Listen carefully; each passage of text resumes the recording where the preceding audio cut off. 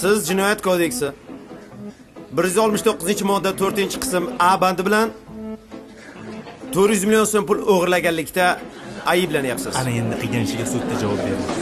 400 million so'm. Tinchlik saqlansin. Marhamat, sud sizga so'nggi so'zni beradi. Hurmatli sudya, so'z berganingiz uchun rahmat. Agar ijozat bersangiz, men bir rivoyatmi, bir afsonami aytib bersam, so'nggi so'z o'rnida. Ruxsat bersangiz. Marhamat, ruxsat. Bir bo'ri, nafsi yomon bo'ri cho'ponni to'rista qo'yini o'g'irlagan ekan.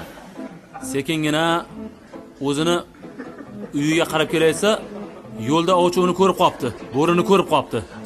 Bo'rini peshonasiga miltiq tirab turib, hozir otaman deb tursa, bo'ri tilga kirib, "Ey ovchi" debdi.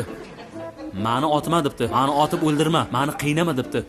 Shu o'g'irlab kelgan 400 ta qo'yimni 200 tasini senga beraman, labz halol debdi. Dangal, ochiqcha erkakcha gap, labzim halol. 200 ta qo'yni senga beraman, faqat meni otma debdi. Xo'sh.